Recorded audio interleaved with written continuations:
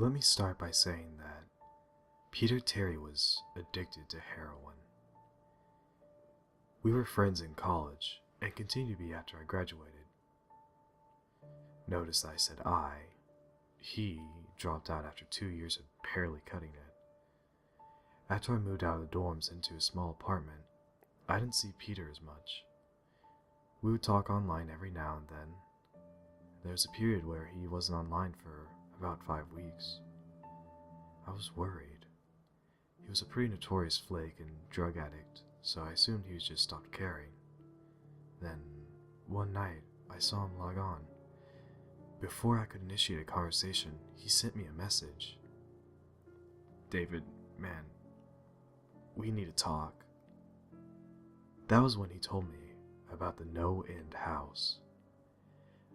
It got that name because no one had ever reached the final exit. The rules were pretty simple and cliché. Reach the final room of the building and you win $500. There were 9 rooms in all. The house was located outside the city, roughly 4 miles from my house. Apparently, Peter had tried and failed. He was a heroin and who knows what the fuck addict. So, I figured the drugs got the best of him and he wigged out at a paper ghost or something. He told me it would be too much for anyone, that it was unnatural. I didn't believe him. I told him I would check it out the next night, and no matter how hard he tried to convince me otherwise, $500 sounded too good to be true. I had to go. I set out the following night. When I arrived, I immediately noticed something strange about the building. Have you ever seen or read something that shouldn't be scary, but for some reason, a chill crawls up your spine? I walked toward the building, and the feeling of uneasiness only intensified as I opened the front door. My heart slowed, and I let a relieved sigh leave me as I entered. The room looked like a normal hotel lobby, decorated for Halloween. A sign was posted in place of a worker. It read, "Room 1 this way. 8 more follow. Reach the end and you win." I chuckled and made my way to the first door. The first area was almost laughable. The decor resembled the Halloween aisle of Kmart, complete with sheet ghosts and animatronic zombies that gave a static growl when you passed by. At the far end was an exit. It was the only door besides the one I entered through. I brushed through the fake spiderwebs and headed for the second room. I was greeted by fog as I opened the door to room 2. The room definitely upped the ante in terms of technology. Not only was there a fog machine, but a bat hung from the ceiling and flew in circles. Scary. They seemed to have a Halloween soundtrack that one would find in a 99-cent store on loop somewhere in the room. I didn't see a stereo, but I guess they must have used a PA system. I stepped over a few toy rats that wheeled around and walked with a puffed chest across the next area. I reached for the doorknob, and my heart sank to my knees. I did not want to open that door. A feeling of dread hit me so hard I could barely even think. Logic overtook me after a few terrified moments, and I shook it off and entered the next room. Room 3 is when things began to change. On the surface, it looked like a normal room. There was a chair in the middle of the wood-paneled floor. A single lamp in the corner did a poor job of lighting the area, casting a few shadows across the floor and walls. That was the problem. Shadows. Plural. With the exception of the chairs, there were others. I had barely walked in the door and I was already terrified. It was that exact moment that I knew something wasn't right. I didn't even think as I automatically tried to open the door I came through. It was locked from the other side. That set me off. Was someone locking the doors as I progressed? There was no way. I would have heard them. Was it a mechanical lock that set automatically? Maybe, but I was too scared to really think. I turned back to the room and the shadows were gone. The chair's shadow remained, but the others were gone. I slowly began to walk. I used to hallucinate when I was a kid, so I wrote off the shadows as a figment of my imagination. I began to feel better as I made it to the halfway point of the room. I looked down as I took my steps. That's when I saw it. Or didn't see it. My shadow wasn't there. I didn't have time to scream. I ran as fast as I could to the other door and flung myself without thinking into the room beyond. The fourth room was possibly the most disturbing. As I closed the door, all light seemed to be sucked out and put back into the previous room. I stood there, surrounded by darkness, not able to move. I'm not afraid of the dark, and never have been, but I was absolutely terrified. All sight had left me. I held my hand in front of my face, and if I didn't know what I was doing, I'd never been able to tell. Darkness doesn't describe it. I couldn't hear anything. It was dead silence. When you're in a soundproof room, you can still hear yourself breathing. You can hear yourself being alive. I couldn't. I began to stumble forward after a few moments, my rapidly beating heart the only thing I could feel. There was no door in sight. Wasn't even sure there was one this time. The silence was then broken by a low hum. I had felt something behind me. I spun around wildly but could barely even see my nose. I knew it was there though. Regardless of how dark it was, I knew something was there. The hum grew louder, closer. It seemed to surround me, but I knew whatever was causing the noise was in front of me, inching closer. I took a step back. I had never felt that fond of fear. I can't really describe true fear. I wasn't even scared I was going to die. I was scared of what the alternative was. I was afraid of what this thing had in store for me.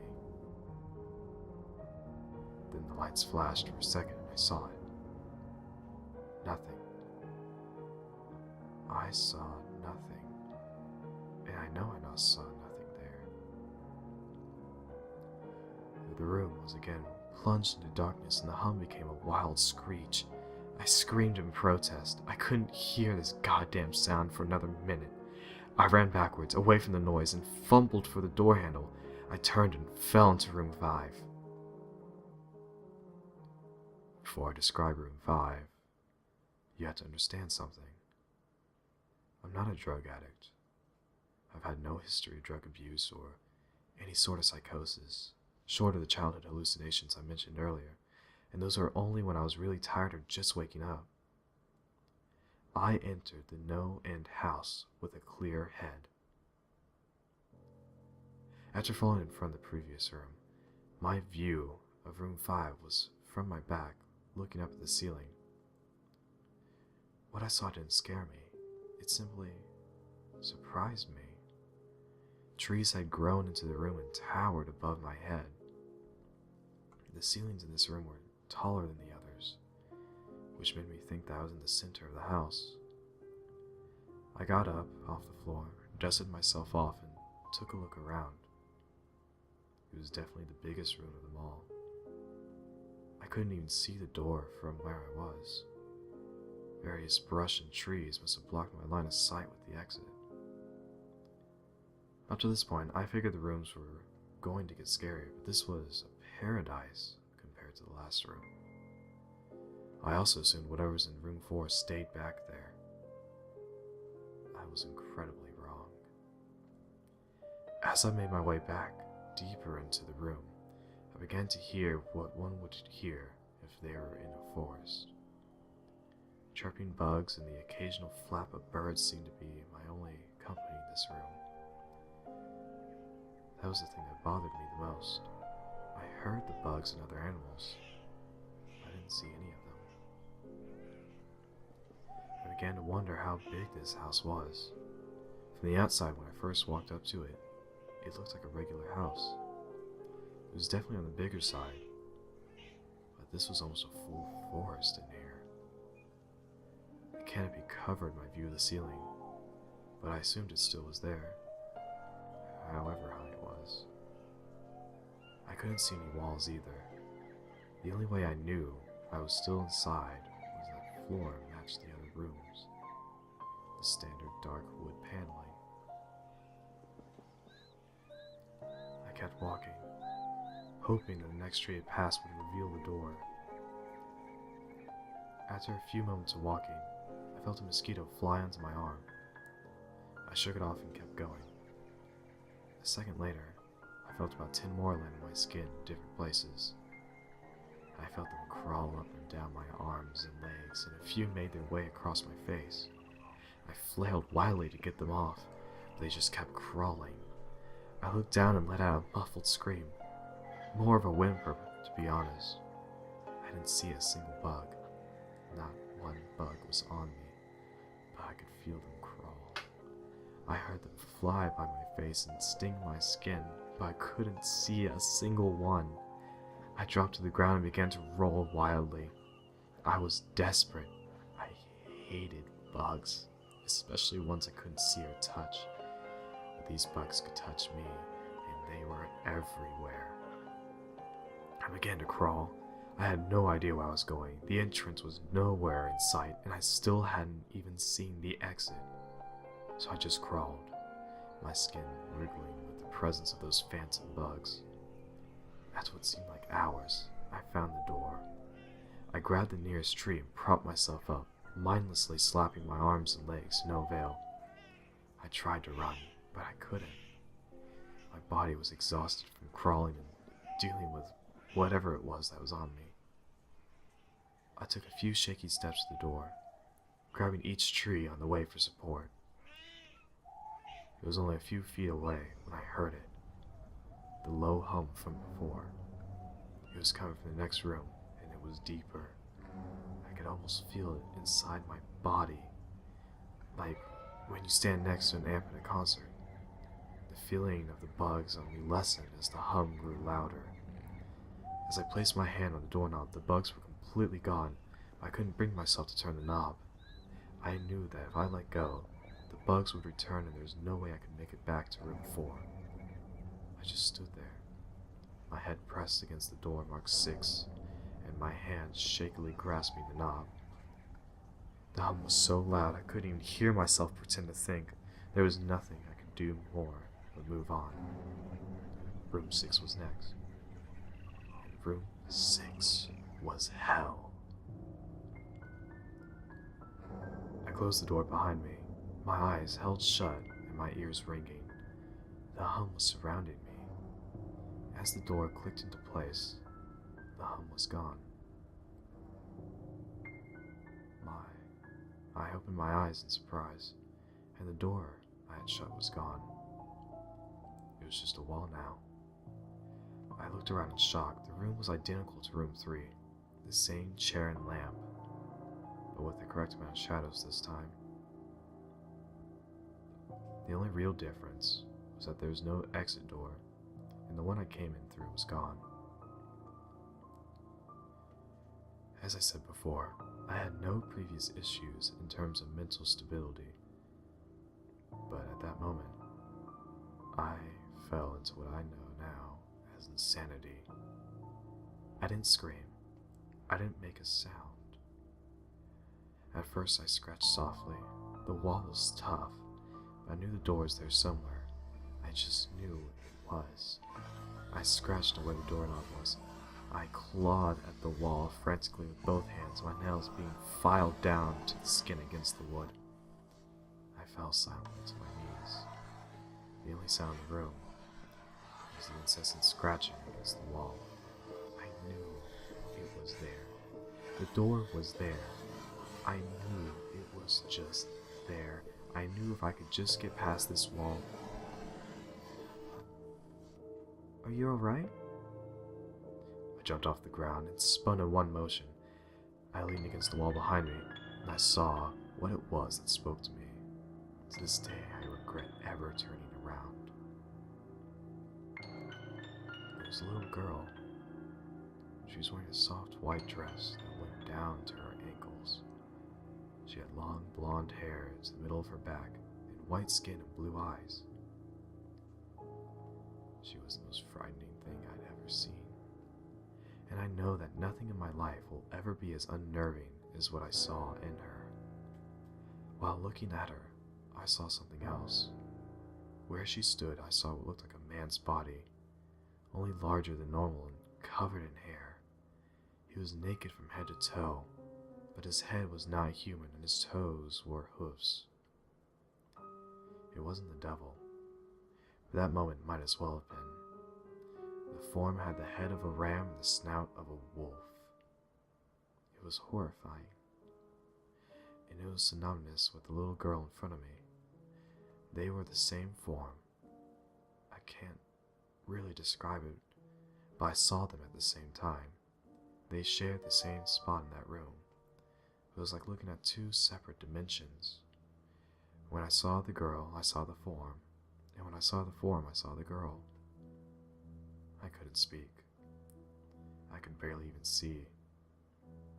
My mind was revolting against what it was that it was attempting to process. I had been scared before in my life. I had never been more scared than when I was trapped in the fourth room. But that was before room 6. I just stood there, staring at whatever it was that spoke to me. There was no exit. I was trapped here with it. And then it spoke again. David, you should have listened. When it spoke, I heard the words of a little girl. Then the other form spoke through my mind in a voice I won't attempt to describe. There were no other sound. The voice just kept repeating that sentence over and over in my mind, and I agreed. I didn't know what to do. I was slipping into madness, yet couldn't take my eyes off what was in front of me. I dropped to the floor. I thought I'd passed out, but the room wouldn't let me. I just wanted it to end. I was on my side, my eyes wide open, and the form staring down at me. Scurrying across the floor in front of me was one of the battery-powered rats from the second room. The house was toying with me.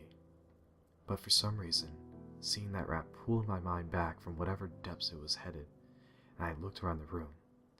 I was getting out of there. I was determined to get out of that house and live and never think about this place again.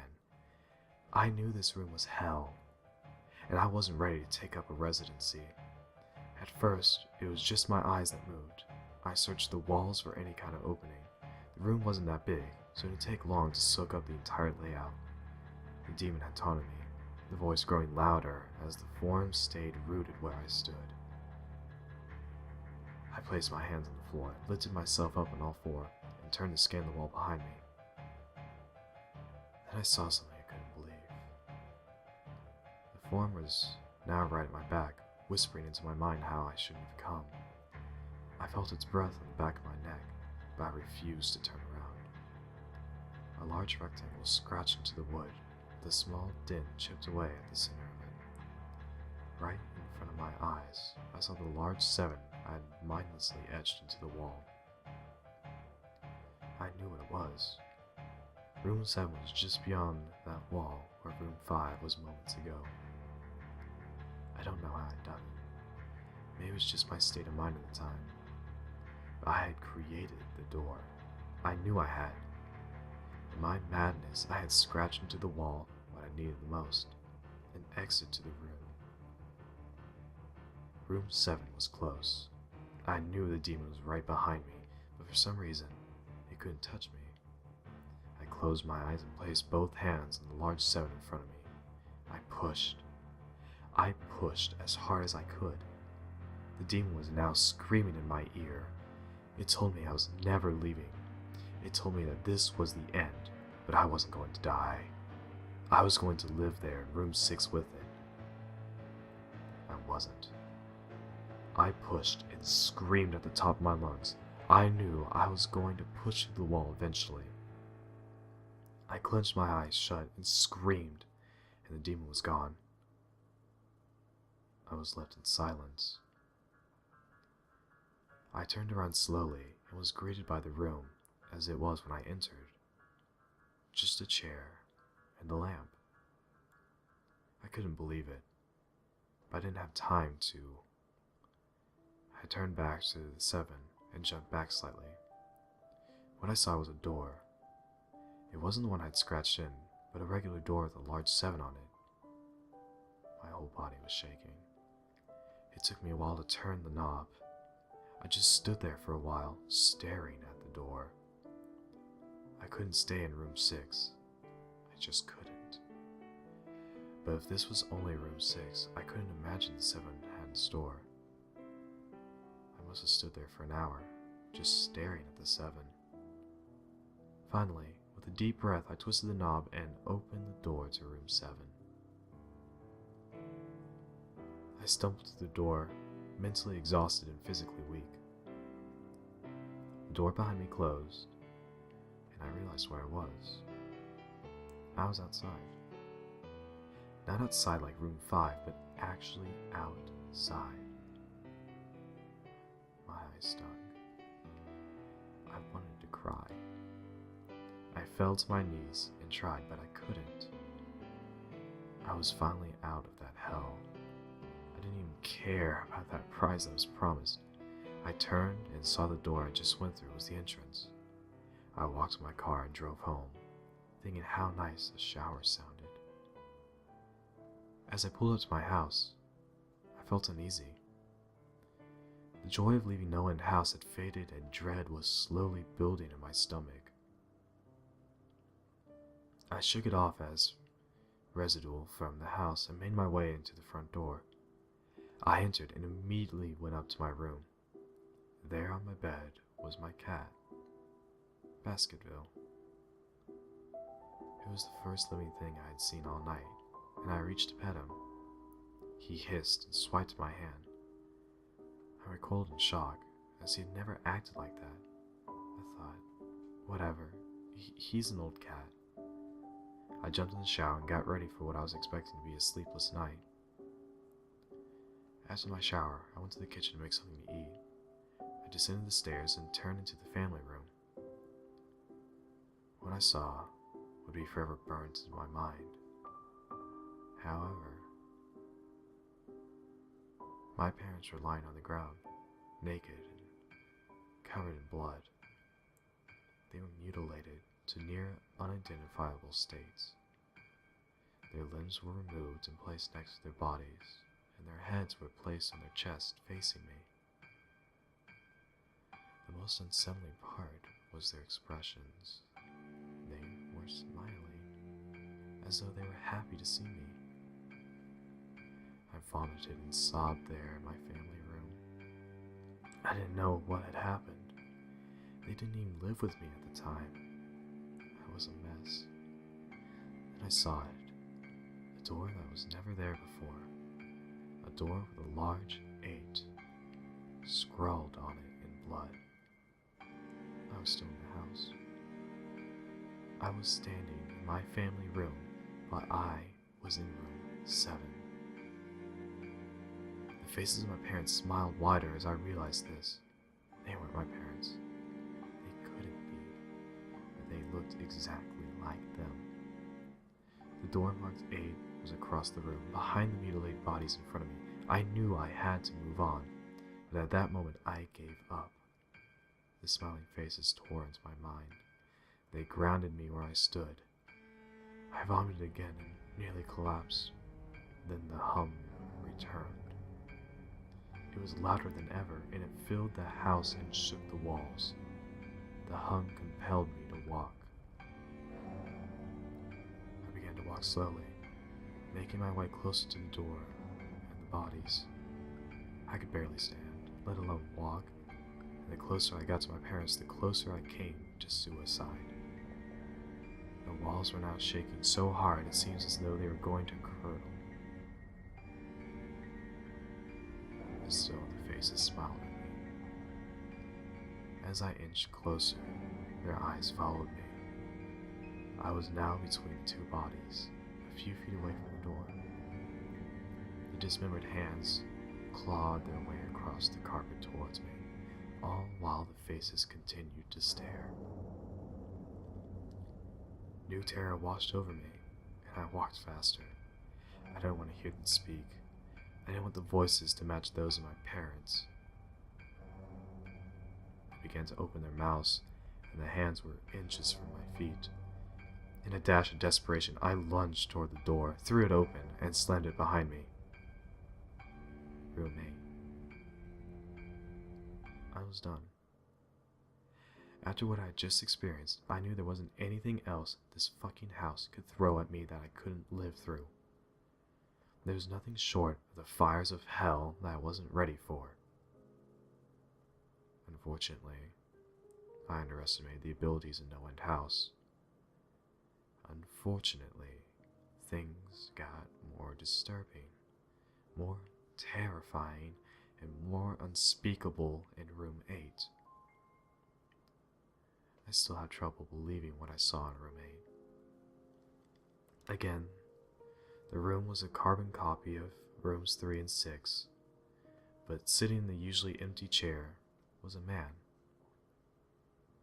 After a few seconds of disbelief, my mind finally accepted the fact that the man sitting in the chair was me. Not someone who looked like me, it was David Williams. I walked closer. I had to get a better look, even though I was sure of it. He looked up at me, and I noticed tears were in his eyes. Please, please don't do it. Please don't hurt me. What? I asked. Who are you? I'm not going to hurt you. Yes, you are. He was sobbing now. You're going to hurt me, and I don't want you to. He sat in the chair with his legs up and began rocking back and forth. It was actually pretty pathetic looking, especially since he was me, identical in every way. Listen, who are you? I was now only a few feet from my doppelganger. It was the weirdest experience yet, standing there talking to myself. I wasn't scared, but I would be soon. Why are you? You're going to hurt me! You're going to hurt me! If you want to leave, you're going to hurt me. Why are you saying this? Just calm down, alright? Let's try and figure this... And then I saw it. The David sitting down was wearing the same clothes as me, except for a small red patch on his shirt embroidered with the number 9. You're going to hurt me, you're going to hurt me. Please don't, please. You're going to hurt me. My eyes didn't leave that small number on his chest. I knew exactly what it was. The first few doors were plain and simple, but after a while they got a little more ambiguous. 7 was scratched onto the wall, but by my own hands. 8 was marked in blood above the bodies of my parents, but 9.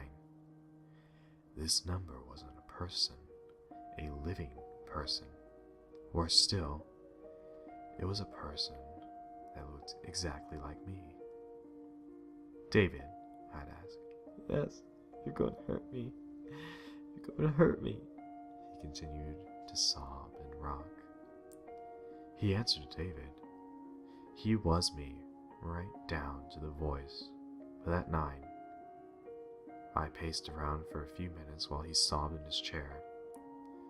The room had no door, and similarly to room 6, the door I came through was gone. For some reason, I assumed that scratching would get me nowhere this time. I studied the walls and floor around the chair, sticking my head underneath and seeing if anything was below. Unfortunately, there was. Below the chair was a knife. Attached was a tag that read, "To David, from management." The feeling in my stomach as I read that tag was something sinister. I wanted to throw up, and the last thing I wanted to do was remove that knife from under that chair. The other David was still sobbing uncontrollably. My mind was spinning into an attic of unanswerable questions. Who put this here, and how did they get my name? Not to mention the fact that I knelt on the cold wood floor, and I also sat in that chair, sobbing in protest and being hurt by myself. It was too much to process. The house and the management had been playing with me this whole time. My thoughts, for some reason, turned to Peter, and whether or not he got this far. If he did, he meant a Peter Terry sobbing in this very chair, rocking back and forth. I shook those thoughts out of my head. They didn't matter. I took the knife from the chair, and immediately the other David went quiet. "David," he said in my voice, "what do you think you're going to do?" I lifted myself from the ground and clenched the knife in my hand. "I'm getting out of here." David was still sitting in the chair, though he was very calm now. He looked up at me with a slight grin. I couldn't tell if he was going to laugh or strangle me. Slowly, he got up from the chair and stood, facing me. It was uncanny. His height and even the way he stood matched mine. I felt the rubber hilt of the knife in my hand and gripped it tighter. I don't know what I was planning on doing with it, but I had a feeling I was going to need it. Now, his voice was slightly deeper than my own. "I'm going to hurt you.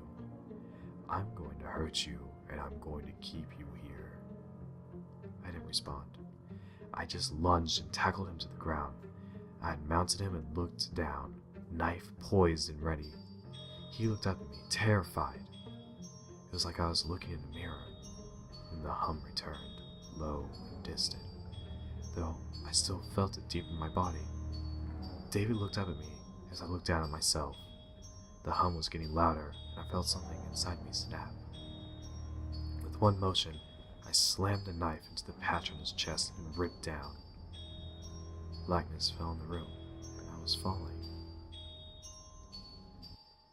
The darkness around me was like nothing I'd experienced up to that point. Room 4 was dark, but it didn't come close to what was completely engulfing me. I wasn't even sure if I was falling after a while. I felt weightless, covered in dark. Then a deep sadness came over me. I felt lost, depressed, and suicidal. The sight of my parents entered my mind. I knew it wasn't real, but I had seen it. The mind has trouble differentiating between what is real and what isn't. The sadness only deepened. I was in room 9 for what seemed like days, the final room, and that's exactly what it was. The end. NoEnd House had an end, and I had reached it. At that moment I gave up. I knew I would be in that in-between state forever, accompanied by nothing but darkness. Not even the hum was there to keep me sane. I had lost all senses. I couldn't feel myself. I couldn't hear anything. Sight was completely useless here. I searched for a taste in my mouth and found nothing. I felt disembodied and completely lost. I knew where it was. This was hell. Room 9 was hell. Then it happened. A light. One of those stereotypical lights at the end of the tunnel. I felt ground come up from below me, and I was standing.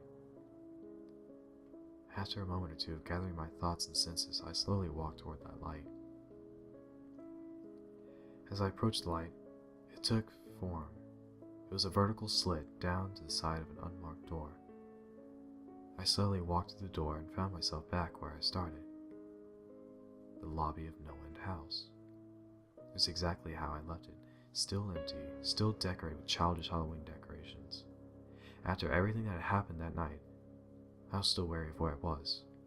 After a few moments of normalcy, I looked around the place, trying to find anything different. On the desk was a plain white envelope with my name handwritten on it. Immensely curious, yet still cautious, I mustered up the courage to open the envelope. Inside was the letter, again handwritten. David Williams, congratulations. You have made it to the end of NoEnd House. Please accept this prize as a token of great achievement. Yours forever, Management. With the letter were 5 $100 bills. I couldn't stop laughing. I laughed for what seemed like hours. I laughed as I walked out to my car and laughed as I drove home. I laughed as I pulled into my driveway. I laughed as I opened my front door to my house and laughed as I saw the small tin etched into the wood.